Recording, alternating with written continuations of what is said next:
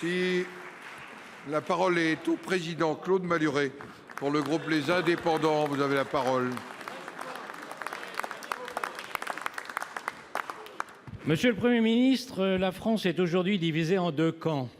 Ceux qui râlent et ceux qui râlent contre ceux qui râlent. Ces derniers jours, on a surtout entendu les premiers. Je voudrais parler des autres, de tous les autres. Ceux qui ne défilent pas, qui n'ont pas de mégaphone, pas de pancarte parce qu'ils savent qu'un examen objectif des faits est toujours trop long pour une banderole. Ceux qui ne font pas grève et se font parfois pour cela injurier ou crever leurs pneus. Ceux qui ne supportent plus de voir que lorsqu'on a un problème avec le gouvernement, on s'en prend aux travailleurs naufragés dans des transports à l'arrêt, aux enfants se heurtant à des grilles d'école fermées, aux chefs de petites entreprises. Je vois que les râleurs ne sont pas seulement dans la rue.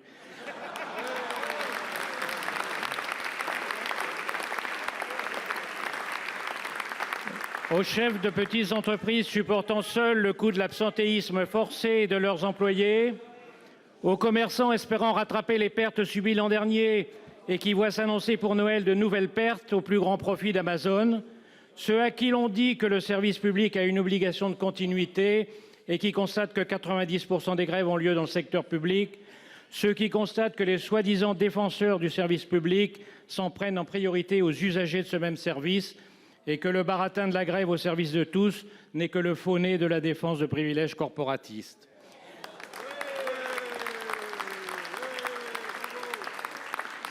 Ces Français-là sont beaucoup plus nombreux que les grévistes, mais comme ils ne manifestent pas, personne ne se soucie d'eux et ils continuent de ramer en attendant un métro qui ne viendra jamais ou un train qui sera supprimé. Et comme si ça ne suffisait pas, la CGT nous annonce désormais le blocage des raffineries. Bonjour les fêtes de Noël en famille. Nicolas Sarkozy avait réussi en 2007 à faire voter une loi sur le service minimum qui a fonctionné pendant quelques années. Elle est désormais bafouée et inopérante. Ma question est la suivante, Monsieur le Premier ministre. Premièrement, pouvez-vous nous assurer de la détermination du gouvernement face au blocage présent et annoncé ? Deuxièmement, n'est-il pas temps, comme le proposent certains de nos collègues sur ces bancs, de réfléchir à de nouvelles dispositions sur le service minimum garanti ? Pour vous répondre, la parole est à Monsieur le Premier ministre. Il reste du temps. Monsieur le Président, Mesdames et Messieurs les sénateurs, Monsieur le Président Malhuret, avec votre style inimitable, et d'ailleurs inimité, vous décrivez une réalité qui est préoccupante. Une réalité qui est préoccupante. La réalité qui fait que, trop souvent, chacun se drapant dans ce qu'il considère un droit est conduit à méconnaître le droit d'un autre. Le droit de grève et le droit de manifester sont des libertés constitutionnellement préservées et défendues, et elles doivent être respectées. Nous le savons tous, je le dis et je l'ai toujours dit. Je ne crois pas qu'ici, peut-être même moins qu'ailleurs, on puisse mégoter, si vous me passez cette expression, avec une liberté publique et constitutionnelle. Mais aussi bien que le droit de grève et le droit de manifester, les principes de continuité des services publics, de liberté d'aller et venir, de liberté d'expression, de liberté de travailler, et donc de ne pas faire grève, sont des principes qui ont la même valeur. La même valeur. Et ce que je dénonce, ça n'est pas que certains fassent la grève et que d'autres ne la fassent pas, que certains soutiennent les grévistes et que d'autres les dénoncent.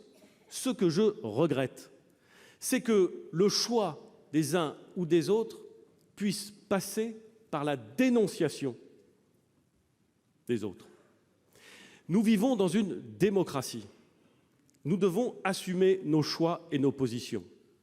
Ceux qui font grève ont le droit de le faire, mais ils doivent le faire conformément à la loi. Menacer ceux qui ne font pas grève n'est pas correct et est illégal. Et nous savons, et je ne dis pas que tous les grévistes le font, bien entendu, mais nous savons que dans telle ou telle entreprise, nous le savons parce que nous le voyons, parce que nous en avons des preuves, des images, des films. Nous savons que ces pressions existent.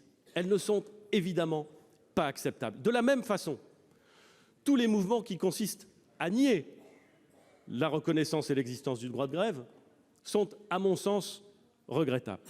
Ce que je veux dire, Monsieur le Président Malhuret, c'est que le gouvernement ne veut pas opposer les Français les uns aux autres.